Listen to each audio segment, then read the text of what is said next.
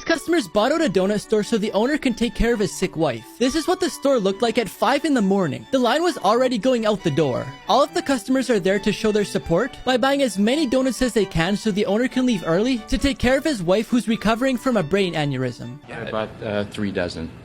Yeah, I came in the other day and bought 300. When this lady named Jonah got there, all of the donuts were sold out and it was only 7 in the morning. But instead of being mad, she was really happy. Because growing up, she also had a family business. So she was happy that people were there to show support for a local business. These inspectors found 110 violations at a restaurant called China Buffet. When the interviewers got there, they found steak lying on the ground. And the sink where they cleaned dishes looked like this. Just a few things that the inspectors found were 6 live roaches near a food prep table, a bunch of different meats laying out and not in the freezer, the dishwasher wasn't sanitizing, there was mold everywhere, an employee was smoking in the food prep area, a bathroom in the kitchen had sewage all over the floor which made the whole place stink, and that's just 6 of the 110 violations. When they asked the restaurant owner a few questions, this is what he had to say. No cameras. No cameras what? First of all, don't touch.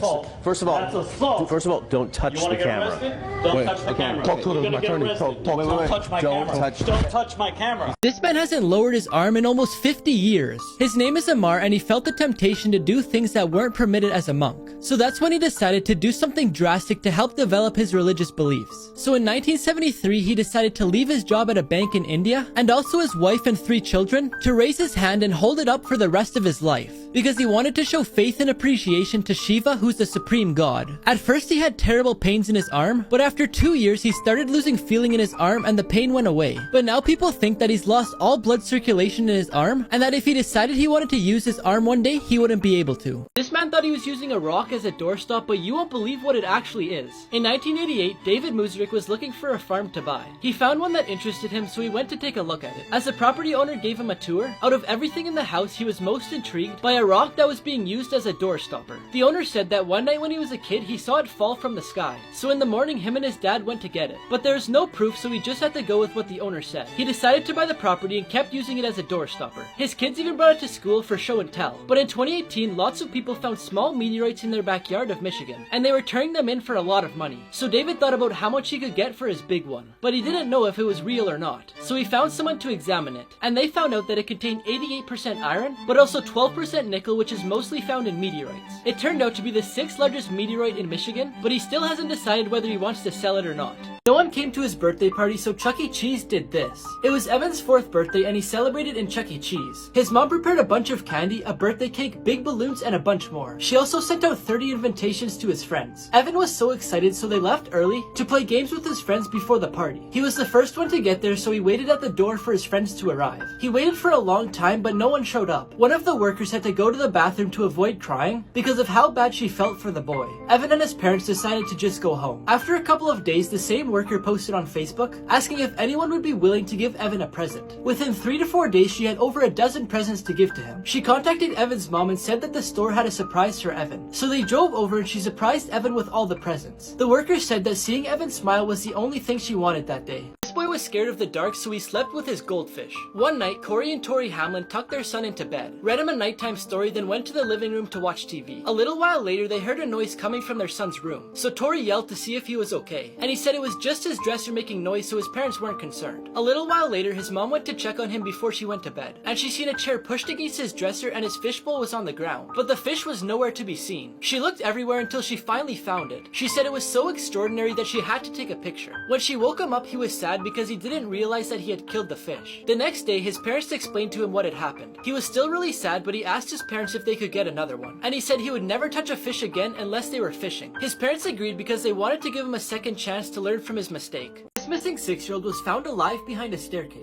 Paisley Schultes was reported missing when she was 4 years old in New York in 2019. In 2021, the police got a tip from someone to search a house, and when they got there, this is what they found. After going up and down the stairs many times, a detective felt something was off, so he looked a little closer in between the cracks of the staircase and saw a blanket. Inside was the girl and her mother hiding. The police said that the girl was abducted by her parents after they found out that they were going to give the girl to a new guardian. When the police were driving the girl, she got all excited and asked asked if that was a McDonald's. Then the officer said yes. She said she remembered loving McDonald's, but she hadn't gone there in a long time. So the officer immediately turned around to go get her some McDonald's. This lady refused to tip the waiter but didn't realize what she left on the table. Armando dropped off 2 slices of pizza for a lady and a child at their table. Then the lady questioned him on why there is only a few pictures of women on the wall. Since he was just a waiter at the restaurant and had no clue, he jokingly said that maybe women just don't eat pizza much. A few minutes later, he went to check on them, but they were gone. The lady had left the restaurant without paying, and she left him a handwritten note that said maybe women don't tip too. He felt bad because he didn't realize that his joke had offended her. Then he saw an envelope on the table that had Citibank written on it. So he ran outside to give it back to her, but he couldn't find her. He saw that inside it had a check for $424,000. Since he's an honest man, he didn't cash it and he handed it to his boss. They then tracked her down through the newspaper. Apparently she had that money because she had just sold her house. She apologized to Armando and offered him money for finding it, but he declined. The owner also explained to her that she had missed a wall with lots of pictures of women on it too. This 15-year-old is allergic to air, and here's how she survives. One morning, Martina Baker woke up with red itchy dots all over her body. Then she suddenly got a swollen throat. Her symptoms kept going away, then coming right back for weeks. Her parents kept bringing her to the hospital, but they couldn't figure out what was happening to her. So they then took her to an immunologist, who diagnosed her with mast cell activation syndrome, which causes her to be allergic to anything in the air that isn't oxygen, including perfume, smoke, heat, water, and a bunch of other things. She takes medication every day and also carries EpiPens just in case. She didn't go outside often, but when she did, she had to wear a mask. And this was before everyone else had to wear masks, so she was bullied. Then her mom heard about a service dog program. The dogs are trained to smell the air, then warn the owners to stop walking forwards. They decided to get one, and now whenever the dog senses that she'll get an allergic reaction, it will start giving her kisses on the cheek to warn her. The voices behind 3 of the most popular cartoons. SpongeBob SquarePants made Nickelodeon $12 billion. The voice actor for SpongeBob is Tom Kenny, who also voiced the mayor in Powerpuff Girls, Dog and Cat Dog, Spyro the Dragon, the Ice King from Adventure Time, and more. Patrick is played by William Mart Fagerbacke, who is in the sitcom Coach, and also How I Met Your Mother. In the movie Moana, Ollie E. Crivello said she wasn't gonna audition because she's seen so many good auditions on YouTube. Then someone finally convinced her. She was the last to audition and she got the part. Maui is played by Dwayne "The Rock" Johnson. He said he based the part on his father because Maui was very similar to him. Finally, in Guardians of the Galaxy, Rocket Raccoon is voiced by Academy Award winner Bradley Cooper. I'm gonna kill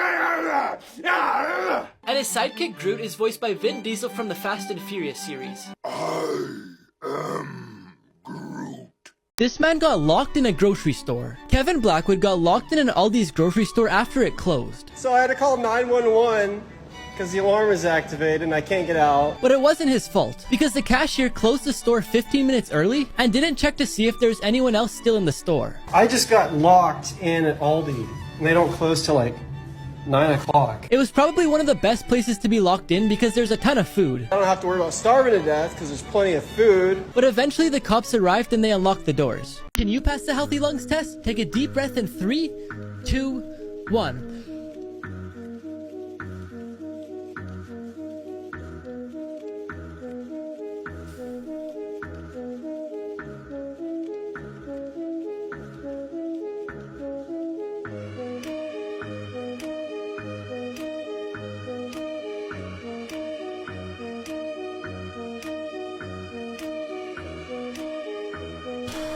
Did you pass? The strangest last meal requests on death row. Ricky Ray Rector killed a man in a restaurant then ran away. 3 days later, he agreed to turn himself in, but then he shot the police officer in the back. His last meal included steak, fried chicken, cherry Kool-Aid, and a slice of pie. But he didn't even touch the pie. And when they asked him why, he said he was saving it for later. Peter J. Miniel robbed and murdered a 20-year-old by stabbing him 39 times. For his meal, he requested 20 beef tacos, 20 beef enchiladas, 2 double cheeseburgers, a pizza with jalapenos, fried chicken, spaghetti with salt, half a chocolate cake, half a vanilla cake, cookies and cream ice cream, caramel fudge ice cream, a small fruit cake, 2 Coca-Colas, 2 Pepsis, 2 root beers, and 2 orange juices. Finally, we have Velma Barfield, who killed a total of 6 people. And all she wanted for her last meal was a bag of cheesy doodles and a can of Coke.